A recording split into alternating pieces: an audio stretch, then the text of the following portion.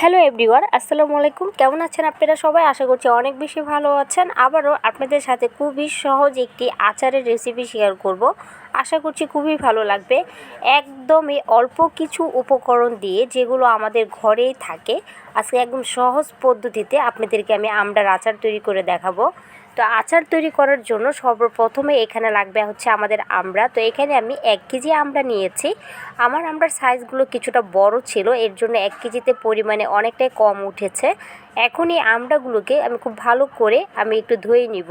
2-3 বার পানি পাল্টিয়ে আমড়াগুলোকে খুব ভালো করে ওয়াশ করে নিতে হবে, কেননা আমড়ার গায়ে কিন্তু অনেক পরিমাণের ময়লা থাকে।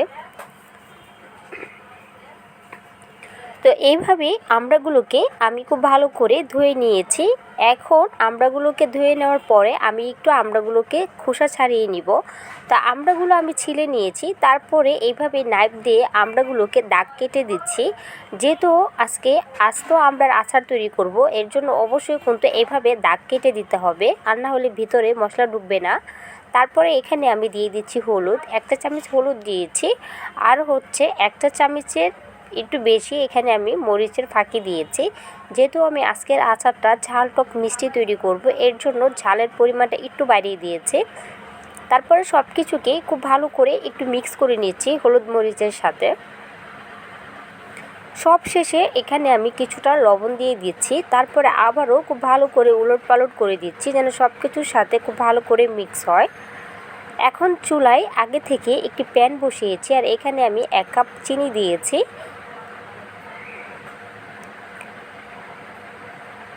এখন চিনির উপরে সেই আমড়াগুলো, যে আমি আগে থেকে সব কিছু দিয়ে মাখিয়ে রেখেছিলাম, এই আমড়াগুলো দিয়ে দিচ্ছি। এখানে কিন্তু আমি কোনো রকমের কোনো পানি ব্যবহার করব না। চিনির থেকে যে পানিটা বের হবে, সে পানি দিয়েই কিন্তু আজকে আমড়াগুলো আমি সিদ্ধ করব।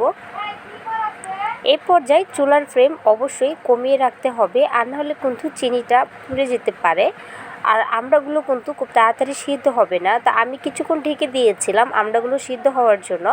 আমড়াগুলো কিন্তু আমার প্রায় অনেকটা সিদ্ধ হয়ে গিয়েছে, দেখেই কিন্তু বোঝা যাচ্ছে আমড়ার কালার কিন্তু অনেকটাই চেঞ্জ হয়ে গিয়েছে। এখন আবারও কিছুক্ষণ এভাবে একটু উলটপালট করে দিচ্ছি। এখন আমি আবার 2 থেকে 3 মিনিটের মতো চুলায় রেখে রান্না করব। আমি একটি চামচ দিয়ে চেক করে দেখছি যে আমড়াগুলো আমার সিদ্ধ হয়েছে কিনা। তো আমার আমড়াগুলো সিদ্ধ হয়ে গিয়েছে। এখন চুলা থেকে নামিয়ে নিব। তো আমি আমড়াগুলোকে চুলা থেকে নামিয়ে আবারও একটি প্যান বসিয়েছি। এখন প্যানে দিয়ে দিচ্ছি 1 কাপের মতো সরিষার তেল।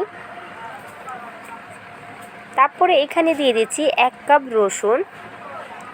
এখন তেলের সাথে রসুনটাকে একটু ভেজে নিচ্ছি, যতক্ষণ পর্যন্ত না রসুন থেকে খুব সুন্দর একটি স্মেল বের হবে, এ পর্যন্ত কিন্তু ভেজে নিতে হবে। তারপরে এখানে দিয়ে দিচ্ছি একটি তেজপাতা। তারপরে এখানে দিয়ে দেব শুকনো মরিচ। এগুলো আমি এভাবে ছোট করে কেটে নিয়েছি। এখন এই সব কিছুকে তেলের সাথে একটু মিক্স করে ভেজে নিব।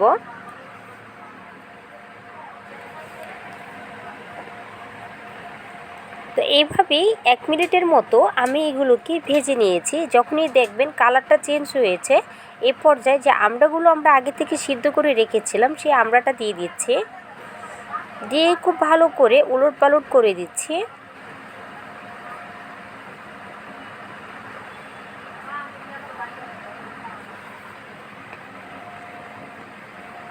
তো এইভাবেই উলটপালট করে দিয়েছি। এখন সব শেষে এখানে আমি দিয়ে দিব পাঁচফোড়ন। পাঁচফোড়নটা আমি আগে থেকেই একটু ভেজে নিয়ে তারপরে কিছুটা ভেঙেছি, আর কিছু আস্ত রেখেছি।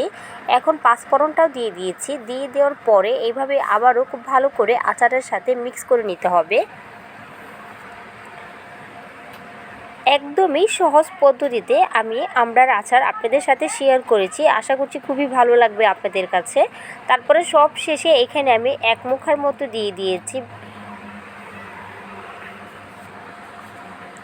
আবারও খুব ভালো করে একটু উলটপালট করে নিচ্ছি। এই তো আচারটি আমার হয়ে গিয়েছে। এখন ঠান্ডা হয়ে এলে তারপরে আমি পরিবেশন করে আপনাদেরকে দেখাচ্ছি আচারটা কতটা সুন্দর ছিল। তো দেখতেই পাচ্ছেন আমি একটি প্লেটে উঠিয়ে তারপর আপনাদেরকে দেখাচ্ছি। দেখেন আচারটা দেখতে কিন্তু অনেক বেশি সুন্দর ছিল। আমড়ার সিজন থাকতে থাকতে আমি বলবো আপনারা এরকম একটি সহজভাবে আচার তৈরি করে নেন। এই আচারটি 1 বছর যাবৎ খেতে পারবেন নর্মাল ফ্রিজে রেখে, কিচ্ছু হবে না। আর যদি রোদে দিয়ে খান তাহলে বাইরে রেখেও 3 থেকে 4 মাস খেতে পারবেন। আচারের টেস্টটা অনেক বেশি ভালো ছিল। যদি ভিডিওটি ভালো লাগে একটি লাইক দিয়ে অবশ্যই আমার পাশে থাকবেন। আজকের ভিডিওটি এই পর্যন্ত। আল্লাহ হাফেজ।